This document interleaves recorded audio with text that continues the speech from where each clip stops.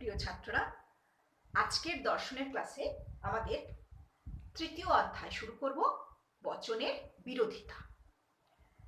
দেখো, বিরোধিতা, এই যে বিরোধিতার শব্দটা, এই শব্দটার সাথে কম বেশি সবাই কিন্তু তোমরা পরিচিত। বিরোধিতা বলতে সাধারণভাবে যেটা আমরা বুঝি, একটা বিরুদ্ধাচরণ, একটা দ্বন্দ্ব। কিন্তু যুক্তিবিজ্ঞানে বিরোধিতার এই অর্থ গ্রহণ করা হয় না। যুক্তিবিজ্ঞানে বিরোধিতা বলতে বোঝায় বচনের বিরোধিতা, অর্থাৎ দুটি বচনের মধ্যে একটা লজিক্যাল সম্বন্ধকে বোঝানো হয় বিরোধিতা বলতে।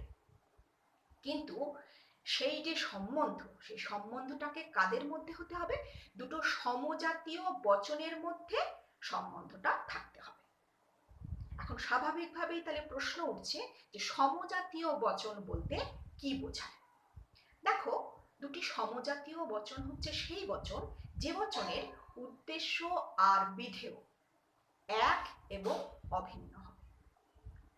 অর্থাৎ দুটি সমজাতীয় বচনের মধ্যেই, অর্থাৎ যে বচনের উদ্দেশ্য ও বিধেয়, দুটি বচনের উদ্দেশ্য ও বিধেয় এক এবং অভিন্ন হবে, সেই দুটি বচনের মধ্যেই বিরোধিতার সম্বন্ধ থাকতে পারে। অন্য কোনো বচনের মধ্যে কিন্তু এই বিরোধিতার সম্বন্ধ থাকতে পারে না। বিষয়টা আমি একটুখানি বোর্ডে উদাহরণ দিয়ে তোমাদের বোঝাই। দেখো, যদি এরকম দুটো বচন আমি পরপর লিখি যে সকল মা হন মহিলা আর কোনো মানুষ নয় অমর। সকল মা হন মহিলা এ বচন, আর যদি লিখি কোনো মানুষ নয় দেবতা, ই বচন। দেখো, একটা এ বচন, একটা ই বচন, ঠিক আছে, কোনো অসুবিধা নেই। কিন্তু বচন দুটোর মধ্যে কি রয়েছে না, উদ্দেশ্য এবং বিধেয় দুটো পদই সম্পূর্ণ আলাদা।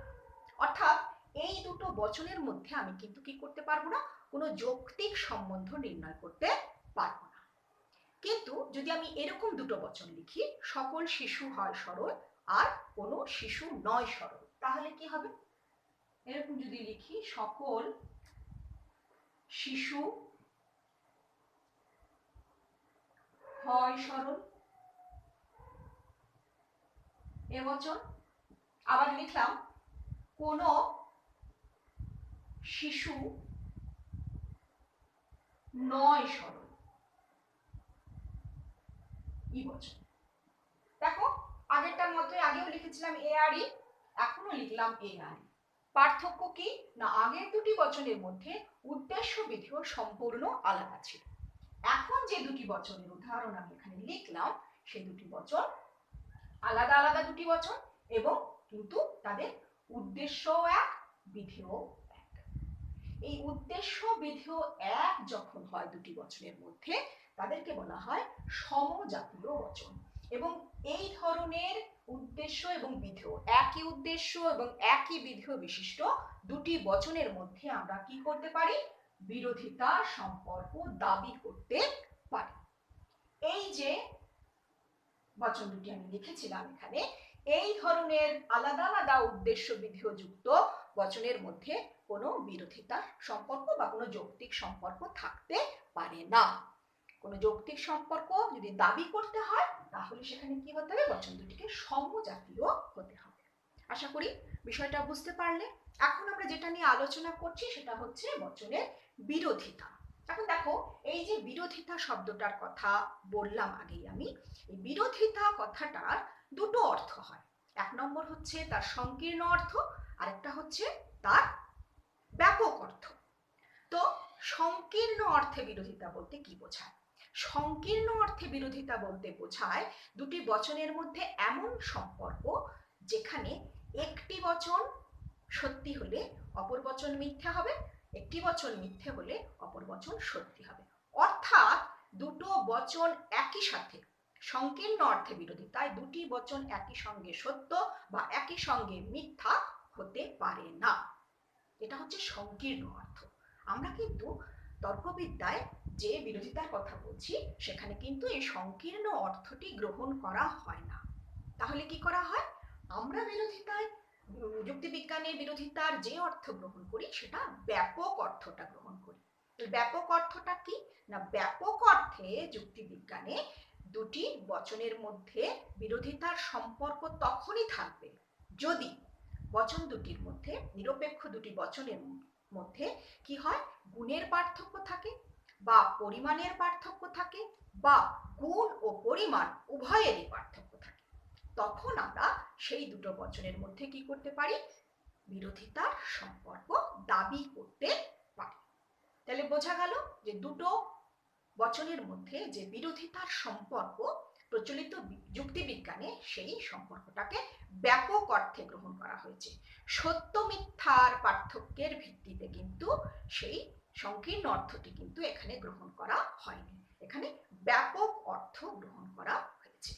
তাহলে দুটো বচনের মধ্যে, দুটি বচনের মধ্যে, যে বচনের বিরোধিতায় চ্যাপ্টারটা আমরা পড়ব, সেখানে দুটি বচনের মধ্যে যদি বিরোধিতার সম্পর্ক থাকতে হয় তাহলে কিন্তু কি হতে হবে, কতগুলি শর্ত বা কতগুলি শর্তের পূরণ করতে হবে সেই বিরোধিতার সম্পর্কে, তবে আমরা কি করতে পারবো, সেই দুটো বচনের মধ্যে বিরোধিতার সম্পর্ক আছে বলে দাবি করতে পারবো। এখন বিরোধিতার সম্পর্ক থাকতে হলে কি কি শর্ত দুটি বচনের মধ্যে থাকে আমরা সেটা দেখে নেব। অনেক সময় বিরোধিতার শর্তগুলি লেখো, এইরকম প্রশ্ন কিন্তু আসে। তো বিরোধিতা, দুটি বচনের মধ্যে যদি বিরোধিতার সম্পর্ক থাকতে হয় তাহলে প্রথম যে শর্ত সেটা হচ্ছে, বিরোধিতার শর্ত পূরণ করতে গেলে প্রথম শর্তটা হচ্ছে, এক নম্বর হচ্ছে দুটি বচন থাকতে হবে। দুটি বচন, একটা বা অধিক নয়, দুটি বচন থাকবে, দুটি বচন থাকতে হবে বা থাকবে, দুটি বচন থাকবে। দু নম্বর যেটা বললাম, আগে ব্যাখ্যা করলাম সমজাতীয় বচনের কথা, অর্থাৎ বচন দুটির উদ্দেশ্য ও বিধেয় পদ অভিন্ন হবে। বচন দুটির উদ্দেশ্য ও বিধেয় পদ অভিন্ন হবে, অভিন্ন হবে। 2 নম্বর শর্ত হলো 3 নম্বর শর্ত। 3 নম্বর শর্তটা ভীষণ গুরুত্বপূর্ণ, সেটা হচ্ছে বচন দুটির কি কি হতে হবে 3 নম্বর শর্তে, বচন দুটির কি হতে হবে, 1 নম্বর লিখি, গুণ ভিন্ন হবে। বচন দুটির গুণ ভিন্ন হবে, অথবা 2 নম্বর পরিমাণ ভিন্ন হবে, মানে আলাদা হবে, পরিমাণ ভিন্ন হবে, অথবা আর কি হবে, দুটোই গুণ ও পরিমাণ, গুণ ও পরিমাণ উভয়ই ভিন্ন ভিন্ন। দেখো, এই শর্তগুলি যদি পূরণ করে তবেই কিন্তু আমরা কি করতে পারবো, কি বলতে পারবো না দুটো বচনের মধ্যে বিরোধিতার সম্পর্ক আছে। তো এখন এই যে শর্তগুলো আমরা জানলাম, বচনের দুটি বচনের মধ্যে বিরোধিতার সম্পর্ক থাকতে গেলে যে এই শর্তগুলি থাকতে হবে সেটা যে জানলাম, এখান থেকেই কিন্তু বচনের বিরোধিতার সংজ্ঞা বা বিরোধিতা কাকে বলে এটা আমরা দেখো খুব সহজেই বলতে পারবো। কি বলবো না, একই উদ্দেশ্য এবং একই বিধেয় বিশিষ্ট, একই উদ্দেশ্য এবং একই বিধেয় বিশিষ্ট দুটি বচনের মধ্যে যদি গুণের পার্থক্য থাকে, অথবা যদি কেবলমাত্র পরিমাণের পার্থক্য থাকে, অথবা যদি গুণ ও পরিমাণ উভয়েরই পার্থক্য থাকে, তখন সেই দুটি বচনের মধ্যে পারস্পরিক যে সম্পর্ক সেই সম্পর্ককে বলা হবে বচনের বিরোধিতা। এবং যে দুটি বচন সেই সম্পর্কে আবদ্ধ হবে তাদেরকে বলা হবে পরস্পর বিরোধী বচন। তাহলে বুঝতে পারলে বিরোধিতা বলতে যুক্তিবিদ্যায় কি বলা হয়েছে না, দুটি সমজাতীয় বচন হবে, অর্থাৎ দুটি নিরপেক্ষ বচন এমন হবে যাদের উদ্দেশ্য এবং বিধেয় অভিন্ন হবে, কিন্তু তাদের মধ্যে হয় গুণের পার্থক্য থাকবে, না হলে পরিমাণের পার্থক্য থাকবে, না হলে গুণ ও পরিমাণ উভয়েরই পার্থক্য থাকবে। তখন সেই দুটি বচনের যে সম্পর্ক তাকে আমরা বিরোধিতার সম্পর্ক বলব। এটা গেল বিরোধিতার সংজ্ঞা। এবার দেখো, এই যে কখনো গুণের পার্থক্য, কখনো পরিমাণ, কখনো গুণ ও পরিমাণ পার্থক্যের ভিত্তিতে যে বচনের বিরোধিতার কথা আমরা বলছি, সেই বিরোধিতার যে প্রকারভেদ, সেই প্রকারভেদে আমরা কি দেখব, বচনের বিরোধিতাকে 4টি ভাগে ভাগ করা হয়। 4টি ভাগে বচনের বিরোধিতাকে ভাগ করা হয়ে থাকে। 4টি বিরোধিতা কি কি? 1 নম্বর হচ্ছে বিপরীত বিরোধিতা, 2 নম্বর হচ্ছে অধীন বিপরীত বিরোধিতা, 3 নম্বর হচ্ছে অসম বিরোধিতা, আর 4 নম্বর হচ্ছে বিরুদ্ধ বিরোধিতা। তো এই 4 প্রকারের যে বচনের বিরোধিতা বা বচনের বিরোধিতার যে 4টি প্রকার ভেদ, তাদেরকে খুব সহজে পরস্পর যে সম্পর্ক বিরোধিতার দুটি বচনের মধ্যে তার যে 4টি ভাগ, তো সেই ভাগকে আমরা খুব সহজে মনে রাখার জন্য একটি বিরোধিতার সাধারণ বর্গক্ষেত্র বা চতুষ্কোণের মাধ্যমে সেটাকে মনে রাখতে পারি বা দেখাতে পারি। দেখো, আমি এখানে চার্টে সেই বিষয়টা দেখানোর চেষ্টা করেছি। কি বললাম? 4 প্রকার বিরোধিতা।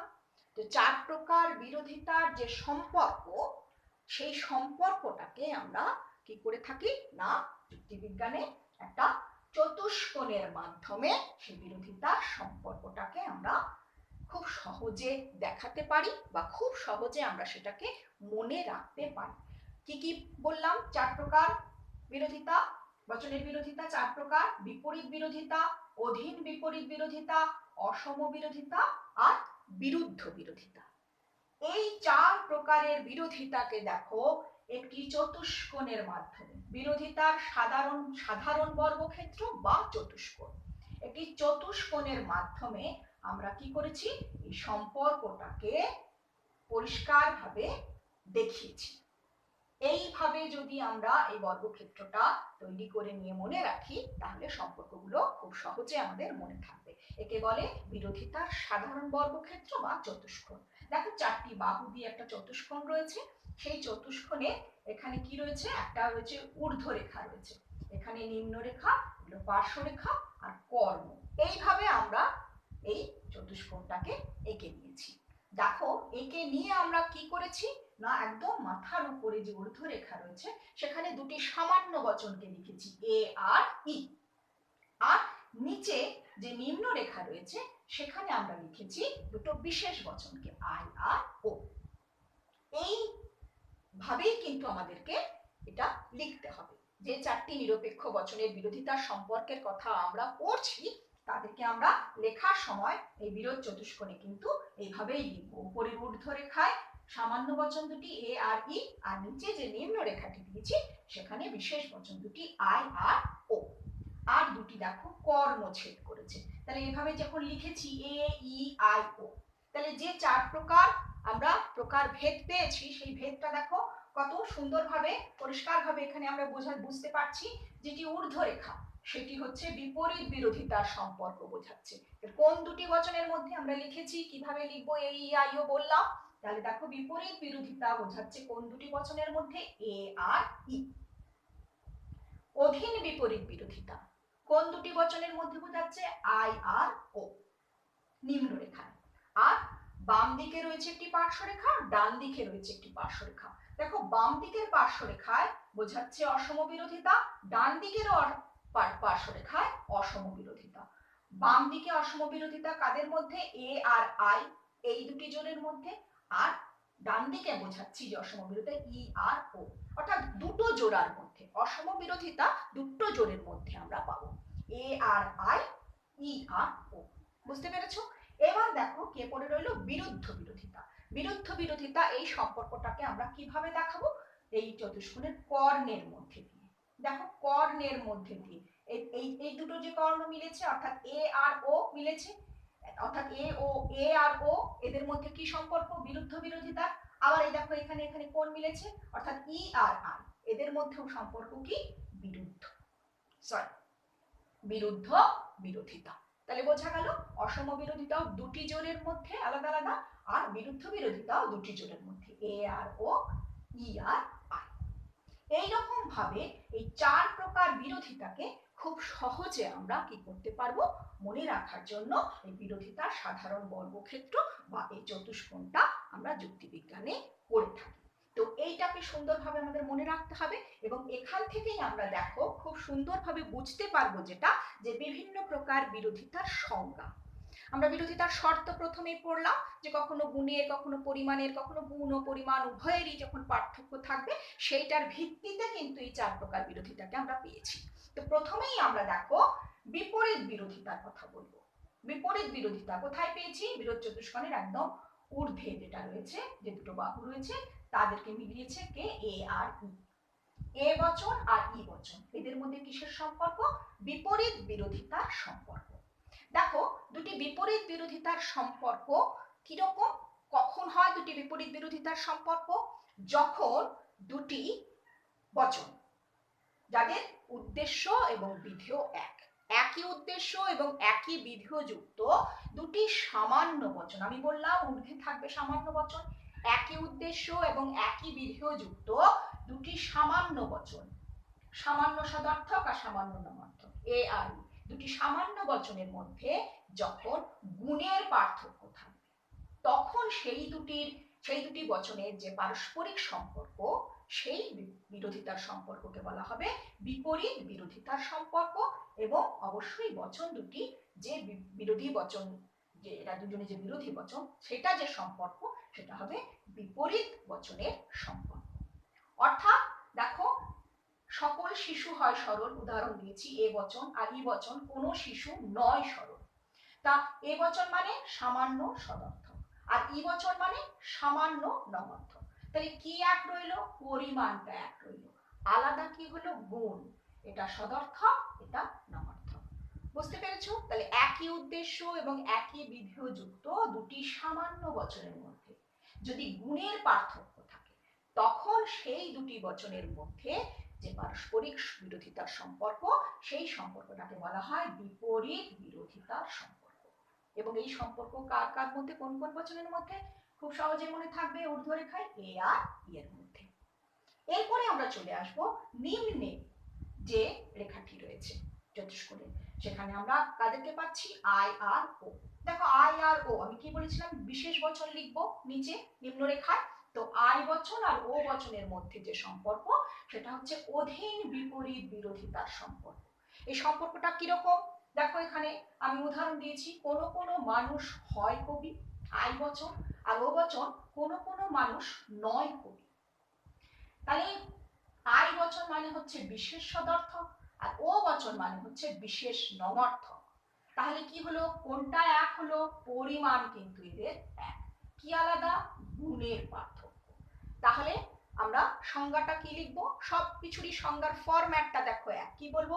একই উদ্দেশ্য এবং একই বিধেয় যুক্ত দুটি বিশেষ নিরপেক্ষ বচনের মধ্যে যখন গুণের পার্থক্য থাকবে, দুটি বিশেষ বচন, একই উদ্দেশ্য এবং একই বিধেয় যুক্ত দুটি বিশেষ বচন যাদের মধ্যে গুণের পার্থক্য থাকবে, তখন তাদের যে পারস্পরিক বিরোধিতার সম্পর্ক, সেই সম্পর্কটাকে বলা হবে অধীন বিপরীত বিরোধিতার সম্পর্ক। আর বচন দুটি যে বিরোধিতার সম্পর্কে আবদ্ধ তাকে বলা হবে অধীন বিপরীত বিরোধী বচন। বোঝা গেল অধীন বিপরীত বিরোধিতা? তাহলে বিপরীত বিরোধিতা হচ্ছে দুটি সামান্য বচনের মধ্যে গুণের পার্থক্য যখন হয় তখন বিপরীত বিরোধিতা, আর দুটি বিশেষ বচনের মধ্যে যখন গুণের পার্থক্য হয় তখন সেটা হয়ে যায় অধীন বিপরীত বিরোধিতা। আর কি কি পড়ে রইল দেখো, বাম পার্শ্ব আর ডান পার্শ্বে দুদিকেই আমরা অসম বিরোধিতার সম্পর্ক পেয়েছি। এখন দেখো অসম বিরোধিতার সম্পর্কে কি কি পার্থক্য থাকে। দেখো অসম বিরোধিতা কাদের কাদের মধ্যে? এ আর আই আর ই আর ও।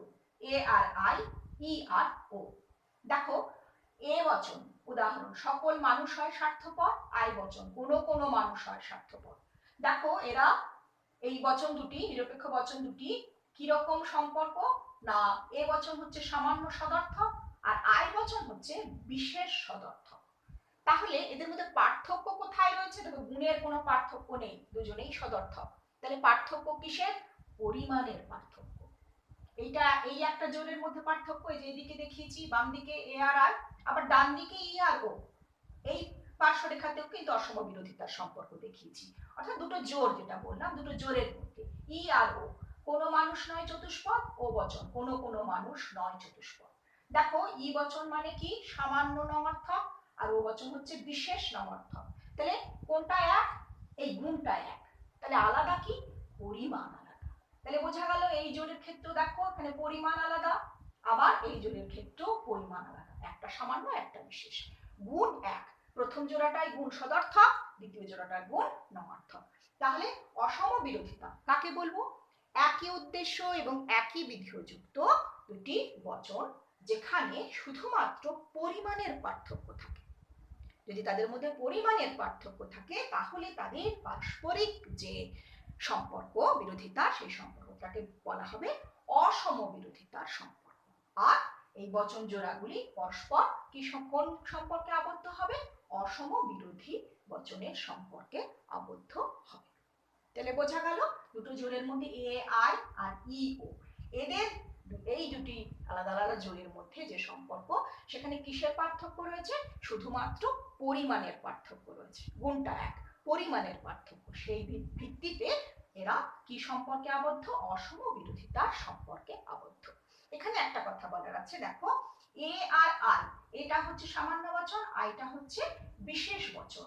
তো যেহেতু পরিমাণের দিক থেকে এটা বেশি বিশেষ বচনের থেকে, সেই জন্য এ বচনটা হচ্ছে বিশেষ বচন আয়ের অতিবর্তী, আর এই আই বচনটা হচ্ছে পরিমাণের দিক থেকে যেহেতু সামান্য বচনের থেকে কম, সেহেতু আই বচনটা হচ্ছে এই বচনের অনুবর্তী।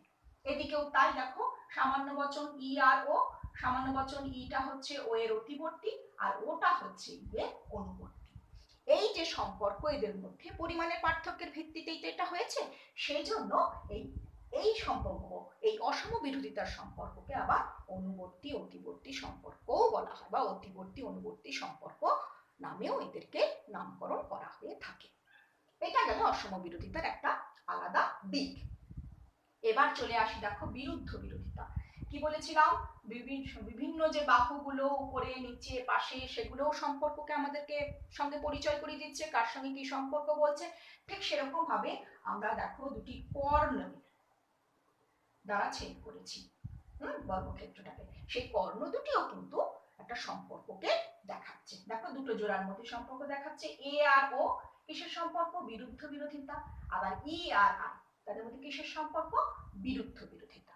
দুটো জোড়া এ আর ও আর ই আর আই, এই দুটো জোড়ের মধ্যে কি সম্পর্ক পাচ্ছি? বিরুদ্ধ বিরোধিতা। এবার দেখো চলো আমরা উদাহরণ দিয়ে দেখি এদের মধ্যে কিসের পার্থক্য রয়েছে। উদ্দেশ্য বিধেয়তা এক, বুঝতেই পারছো।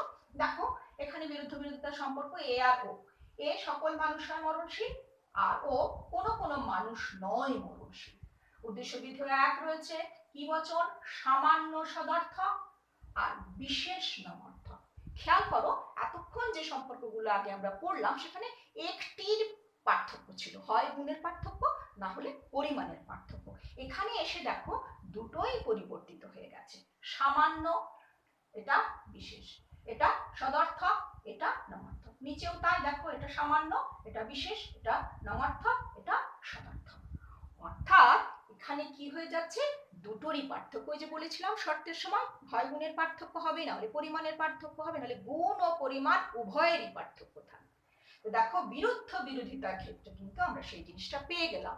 কি পেলাম না? এখানে কিসের কিসের পার্থক্য রয়েছে?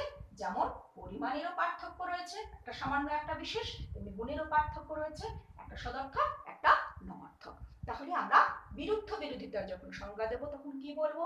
না একই উদ্দেশ্য এবং বিধেয়যুক্ত দুটি বচন যখন তাদের মধ্যে কি হয় না, হয় গুণের, তাদের মধ্যে গুণ এবং পরিমাণ উভয়েরই পার্থক্য থাকে, তখন সেই দুটি বচনের মধ্যে যে পারস্পরিক বিরোধিতার সম্পর্ক, সেই সম্পর্কটাকে আমরা বিরুদ্ধ বিরোধিতা করব। এবং অবশ্যই সেই বচন দুটি পরস্পর কি হবে?